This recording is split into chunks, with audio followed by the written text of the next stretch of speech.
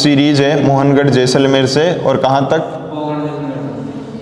तो इस सीरीज को क्या कहा जाता है, लाठी सीरीज। क्या है पूछ ले तो आपको पूछे कि लाठी सीरीज क्या है, भूगर्भीय जल पट्टी, सतही जल पट्टी, और पूछ ले कि तेल की पट्टी और सतही तेल की पट्टी, तो क्या है, भूगर्भीय जल की पट्टी।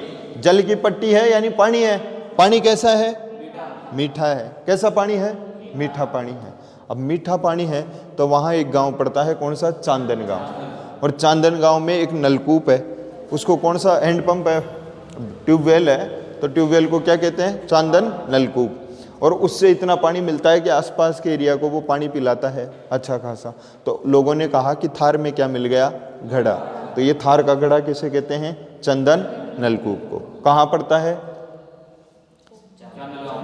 चांदन गांव में पड़ता है। कौन से जिले में पड़ता है, जैसलमेर। कहाँ पड़ता है, ये आ गई थी बात समझ में। इसके अलावा फिर और क्या समझाया था मैंने, एक आकलवुड फॉसिल पार्क, आकल गांव जैसलमेर में क्या है, 18 करोड़ वर्ष पूर्व की लड़कियां हैं, ठीक है, 18 करोड़ वर्ष पूर्व की लकड़ियां, लकड़ियों के अवशेष मिले हैं। कौन से पार्क में है, आकलवुड फॉसिल पार्क में। यह अपना अर्ध शुष्क मरुस्थल हो गया था, ओ सॉरी शुष्क मरुस्थल। अब किसको पढ़े, अर्ध शुष्क मरुस्थल को।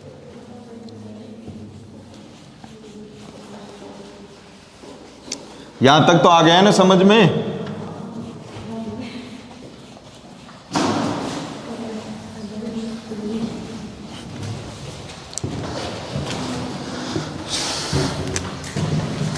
उत्तर पश्चिमी मरुस्थलीय प्रदेश। उत्तर पश्चिमी मरुस्थल, यानी बंद कर दो आप शुरू में लिखाई कौन। अभी तो वो पांचली चीजा करायो जो ताने अर्थ कॉपी यार पेन खोल लिया जानी हथियार तैयार राख लिया, तो अब और जिया के टिच के आऊं कि तू तो चाल ही पार आराम। उत्तर पश्चिमी मरुस्थलीय प्रदेश की बात करते हैं बड़ा इत्मीनान से। मैं बार बार बताऊंगा और इतनी बार बताऊंगा कि काई बाण के तू बताइए जरे से रहते तेरो माथो कौन बच्चे के माँ का माथा का मायने तरी होगी कि भाई 61.11% से 40% जनसंख्या रहे थे प्लेस्टोसीन काल को चे।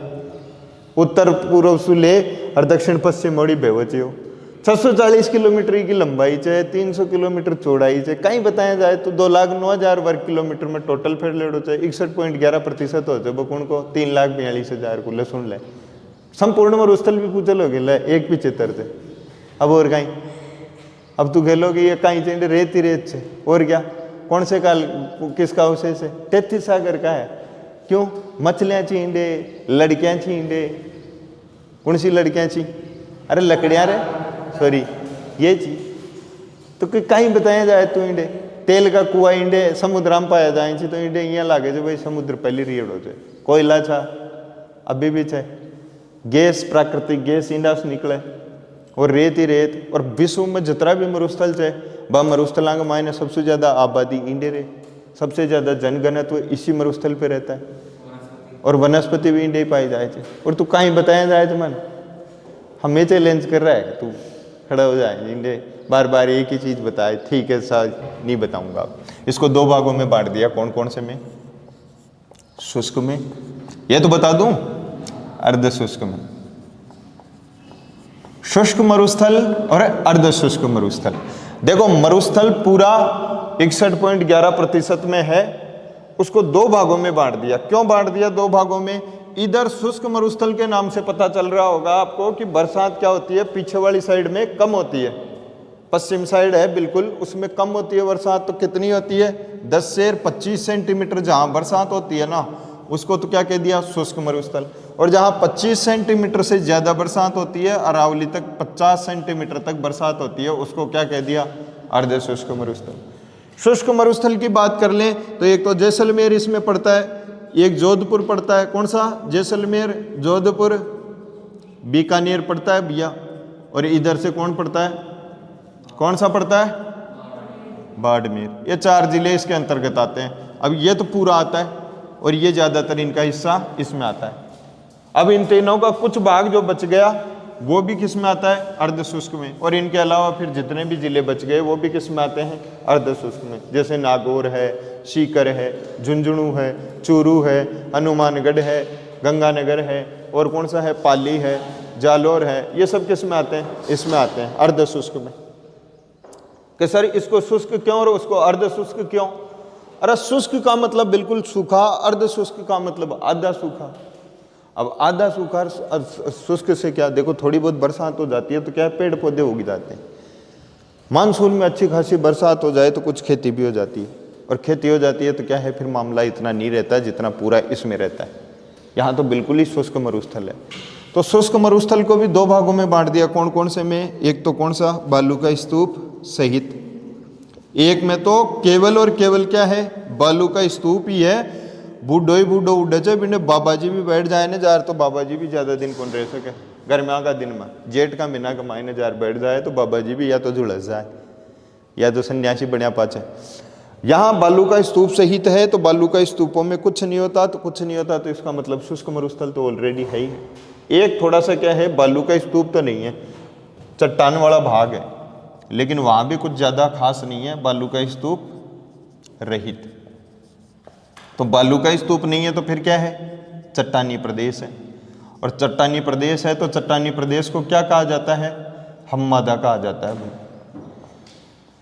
ये कहां से कहां तक पाया जाता है? तो पीछे ही पीछे तो कौन है? पोखरण। इधर कौन है? फलोदी। और नीचे कौन है? बालोतरा। ये तीनों में फैला हुआ, ये त्रिभुजाकार आकृति में है क्या? हम्मादा। बालू का स्तूप कौन कौन से होते हैं रे? एक तो अनुदैर्घ्य के होते हैं, बता ही दिया, जो सीधे बनते हैं, हवा जिधर चलती है उधर ही बनते हुए चलते हैं, तो वो कौन से हो गए? अनुदैर्घ्य। अनुप्रस्थ, हवा के सामने कुछ आ जाए अवरोध, तो वहाँ जो बालू का स्तूप बनते हैं वो कौन से? अनुप्रस्थ। उसके बाद में और कौन से होते हैं बालू का स्तूप? तो अर्धचंद्राकार। तो ये कौन से होते हैं? बरखान।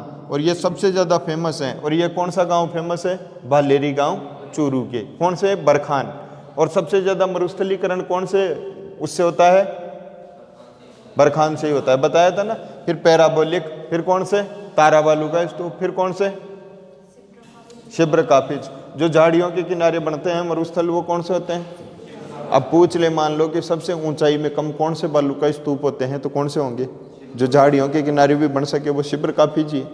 बिजाड़े आंगन भी छुपर बैठ जाए, एक डूंगरांगन बने तो वे ऊंचा ऊला होला कौन होला। तो ये बात हो गई। तो ये तो कौन से हो गए? बालू का स्तूप रहित प्रदेश। इसमें क्या क्या फेमस है? एक तो लाठी सीरीज। लाठी सीरीज कहाँ पड़ती है भैया? पोखरण से जैसलमेर में मोहनगढ़ तक। लाठी सीरीज क्या है? भूगर्भीय जल की पट्टी है। यहाँ कौन सा पक्षी सबसे ज्यादा रहता है? गोडावण। गोडावण की सबसे फेमस घास कौन सी है? सेवण। और सेवण को स्थानीय भाषा में क्या कहा जाता है? और कौन कौन सी घास पाई जाती है यहाँ? दामण, दामण, करड़, अंजन, सुगनी। ये घास के क्या हैं? प्रकार। अब सुगनी कोई लड़की है तो कि तू तो नकली है, जो जैसलमेर में उगरी है ना वो है असली, तू तो सुगनी, तू तो कोई मतलब नहीं, तेरा तो नाम ही बिना जैसलमेर वाली बल्ले, तन तो गोडावणी खा जाए, है ना। तो बात समझ में आ गई। उसके अलावा और क्या है भैया यहाँ? एक क्या है? आक्कलवुड फॉसिल पार्क। कौन सा है? आक्कलवुड। आक्कल गांव है। वुड का मतलब क्या होती है? लकड़ी। फॉसिल का मतलब क्या होता है? जीवाश्म। और लकड़ी भी क्या किस में आती है? जीवाश्म। जीवाश्म किसे कहते हैं? जो जीवों से, जीवों का जो अवशेष बच गए ना और धरती के नीचे जमा हो गए, तो उनसे क्या बनता है? ईंधन बनता है। अब ईंधन क्या क्या होता है? पेट्रोलियम पदार्थ भी ईंधन होता है, लकड़ियाँ कोयला भी क्या होता है? ईंधन होता है। प्राकृतिक गैस भी क्या है? ईंधन है। तो ईंधन किससे बनता है? जीवाश्मों से बनता है। इसलिए कौन सा ईंधन कहा जाता है? जीवाश्म ईंधन। तो फॉसिल को हिंदी में क्या कहते हैं? जीवाश्म। तो आक्कल गांव, वुड क्या है? लकड़ी, फॉसिल क्या है? जीवाश्म, और ये क्या है? पार्क को क्या कहते हैं हिंदी में? उद्यान। ये सब बता ही दिया था। आगे बढ़ लें क्या? पक्का बढ़ लें। अब पढ़ लें क्या रतन? आगे अब दूसरा वाला कौन सा है? अर्ध शुष्क। अर्ध सूखा में आ जाओ भाई।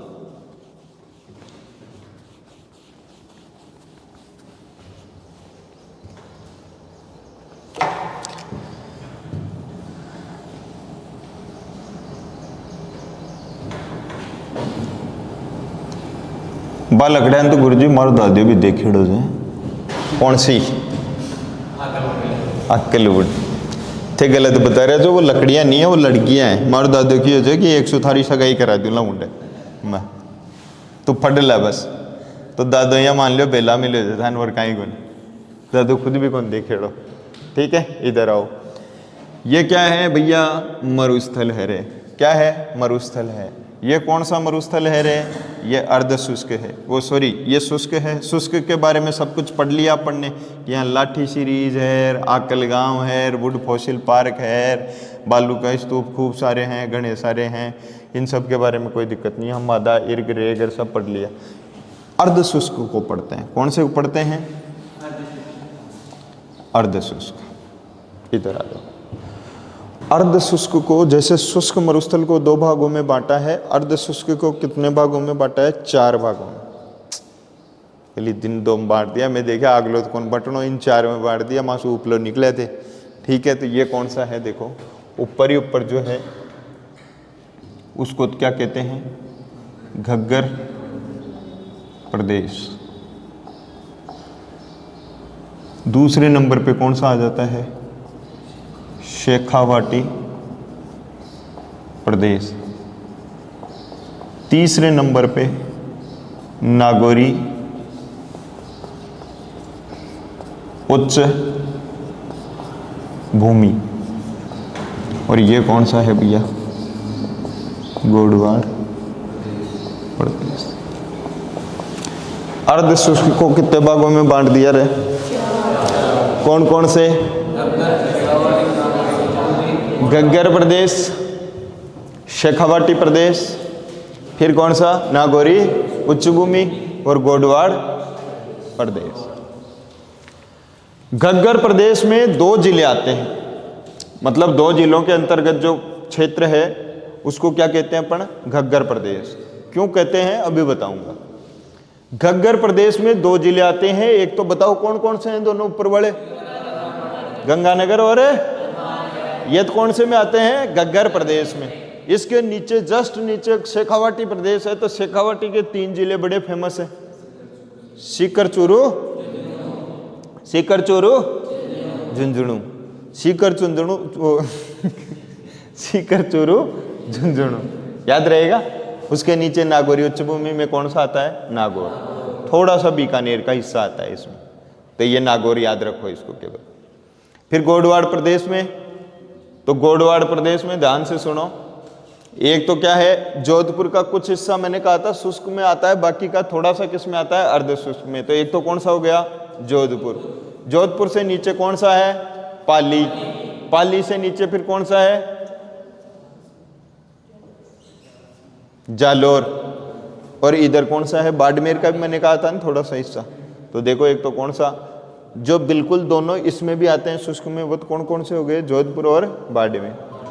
और जो इसमें नहीं आते शुष्क में वो कौन कौन से हो गए? पाली और जालोर। तो देखो जोधपुर, पाली, बाड़मेर, जालोर, बाड़मेर, जालोर। एक इसमें आते हैं गोडवाड़ प्रदेश। कोई दिक्कत किसी को नहीं है ना? तो इधर देखो, इसमें तो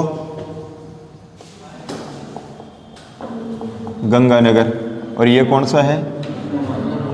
हनुमानगढ़। ये कौन सा है? सीकर चूरू प्लस झुंझुनू। ये कौन सा है? सीकर चूरू झुंझुनू। ये कौन सा है? सीकर चूरू झुंझुनू। इसमें कौन सा आ गया? नागौर। और ये कौन सा आ गया भैया? तो इधर देखो कौन सा सबसे ऊपर, तो कौन सा? जोधपुर। यहाँ कौन आ जाएगा? बाड़मेर। इस साइड कौन आ जाएगा? पाली। और नीचे ही नीचे कौन आ जाएगा? जालोर। तो देखो 2 जिले, 2 और 3 कितने हो गए? 5, 5 रे कितना हो गया? 6, 6 और 4 कितने हो गए? 10 जिले हो गए ना? 10 जिले। कोई किसी को समस्या नहीं है। और मैंने क्या कहा था? नागौर का थोड़ा सा, इस नागौरी उच्च भूमि में किसका विभाग आता है? थोड़ा सा बीकानेर का। तो कितने हो गए? 11। मरुस्थल में टोटल जिले कितने हैं? 12। शुष्क में कितने पड़ते हैं? 4। पूर्ण रूप से शुष्क में एक ही आता है, वो कौन सा? जैसलमेर। बाकी ये तीनों जैसे बीकानेर थोड़ा सा किस में रल गया, इसमें मिल गया ना, और ये बाड़मेर और जोधपुर किस में मिल गए, गोडवाड़ प्रदेश में। तो इसलिए फिर ये 11 हो गए, नहीं तो होने तो कितने चाहिए थे, 8। भाई 12 में से 4 गए तो बचते कितने, 8। लेकिन एक तो जोधपुर, एक बाड़मेर, जोधपुर, और एक कौन सा, बीकानेर, ये दोबारा आ गए ना, तो फिर 8 और 3 कितने हो गए, 11 हो गए कि नहीं हो गए, हो गए ना। अब एक एक को पढ़ेंगे ऐसे। तो पहले क्या है, ऐसा एक कोई चित्र बना लो और इसको लिख लो। ये क्या है, ये है ऊपर ही ऊपर कौन सा है, अर्ध शुष्क प्रदेश। कौन सा है ये, अर्ध शुष्क। अर्ध शुष्क के कितने भाग हैं, 1, ये कितना है, 2, ये कौन सा है, 3, और ये कौन सा है, 4। कौन सा, गोडवाड़ प्रदेश। कोई नहीं, दोबारा मेहनत हो जाएगी। देखो इधर ध्यान दो, नए आए हैं, मैं उनको बता दूं एक बार फटाफट। अपन पढ़ क्या रहे हैं, आज पढ़ रहे हैं उत्तर पश्चिमी मरुस्थलीय प्रदेश। उत्तर पश्चिमी मरुस्थलीय प्रदेश के बारे में मैंने आपको बता ही दिया था कितना प्रतिशत है। उसके 2 भाग हैं, शुष्क और अर्ध शुष्क। शुष्क को कब पढ़ चुके अपन, पिछले डेज में पढ़ चुके ना। अब कौन सा पढ़ रहे हैं, अर्ध शुष्क।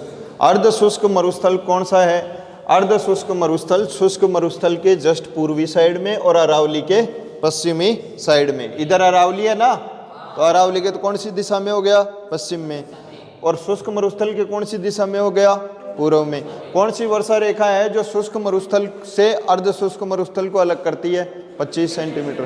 कौन सी वर्षा रेखा है जो शुष्क अर्ध शुष्क मरुस्थल को अरावली से अलग करती है, कौन सी, 50 सेंटीमीटर रेखा। बात करते हैं अर्ध शुष्क मरुस्थल को कितने भागों में बांटा गया है, 4 भागों में। कौन कौन सा, घग्गर प्रदेश, शेखावाटी प्रदेश, नागौरी उच्च भूमि और गोडवाड़ प्रदेश। कौन सा, गोडवाड़ प्रदेश। घग्गर प्रदेश में कितने जिले आते हैं, 2, गंगानगर और हनुमानगढ़। शेखावाटी प्रदेश में कितने आते हैं, 3, सीकर, चूरू, झुंझुनू। नागौरी उच्च भूमि में नागौर, और ये इसमें कौन सा आता है, गोडवाड़ प्रदेश में जोधपुर, बाड़मेर, पाली, जालौर। याद हो जाएगा, किसी को कोई समस्या नहीं है।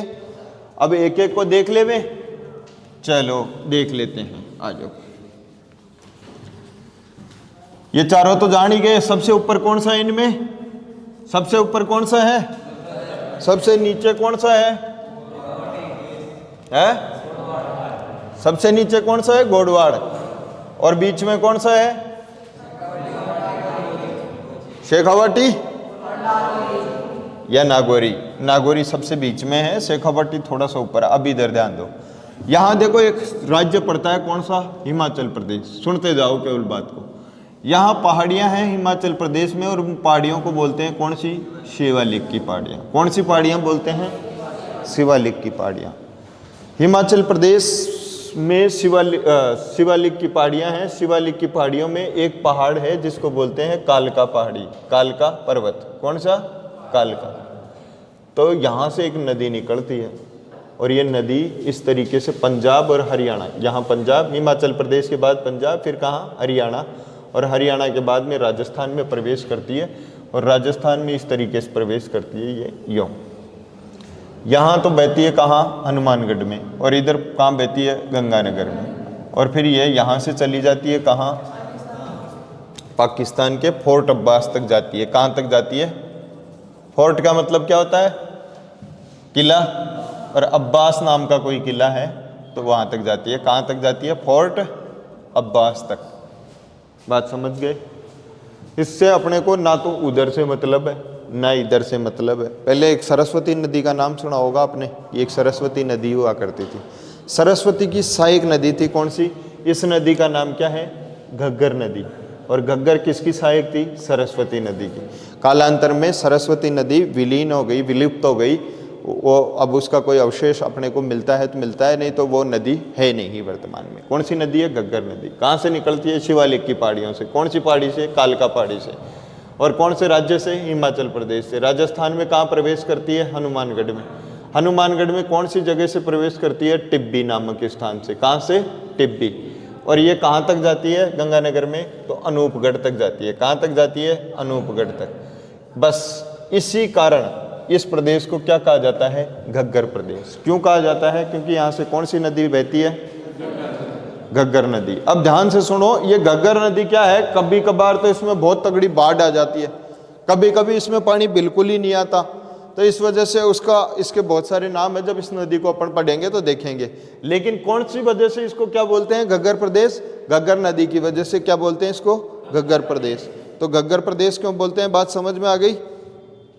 अब यहाँ क्या है, जैसे ये है ना, इसके आसपास का क्षेत्र है, ये दोनों तरफ के पाट हैं, ये नदी है घग्गर नदी और नदी के पाट हैं, तो इनको क्या बोला जाता है? पाटों को। घग्गर नदी के जो पाट हैं, पाट जानते हो ना, ढावो नदी को, है ना, तो पाटों को क्या बोला जाता है? नाली।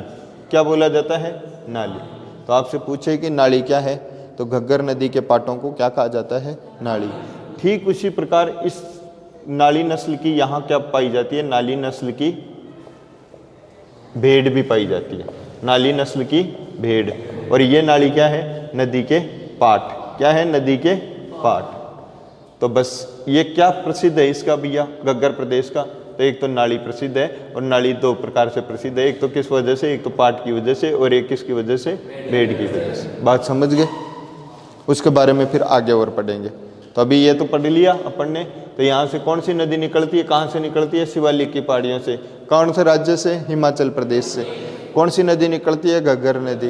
पंजाब हरियाणा से बहती हुई राजस्थान में कहाँ प्रवेश करती है? हनुमानगढ़ में। हनुमानगढ़ के कौन से स्थान पे? टिब्बी। और कौन कौन से जिलों में बहती है? हनुमानगढ़ और गंगानगर में। कहाँ से निकलती है? अनूपगढ़ से। और अनूपगढ़ से निकलती है तो फिर ये कहाँ तक जाती है? फोर्ट अब्बास तक पाकिस्तान में जाती है। अपने को ये ध्यान रखना है, ठीक है ना। तो अब चित्र बनवाऊं या वैसे ही लिखवा दूं? वैसे ही लिखवा दूं।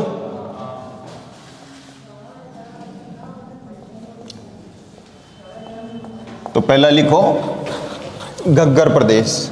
कौन सा है? घग्गर प्रदेश।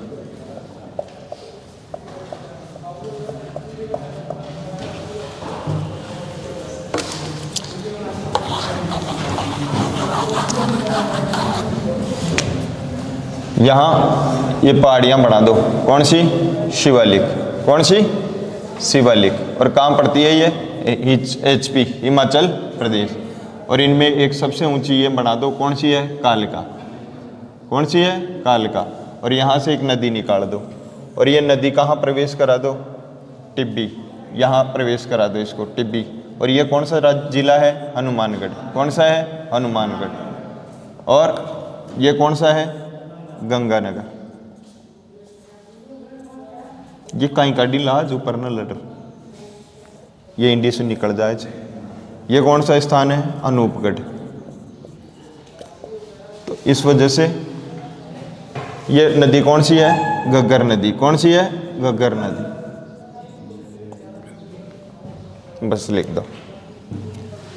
घग्गर प्रदेश। विस्तार, तो यहां लिखना विस्तार कहां कहां है? तो एक तो हनुमानगढ़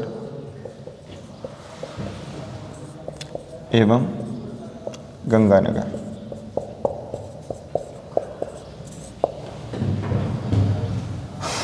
प्रसिद्ध नदी के पाट को नाली बोला जाता है एवं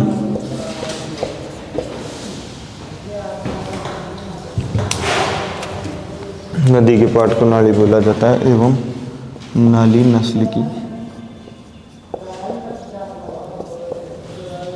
भेड़ भी पाई जाती है। एवं के बाद में लिखना एवं यहाँ नाली नस्ल की भेड़ भी पाई जाती है। ये हो गया अपना कौन सा? घग्गर प्रदेश।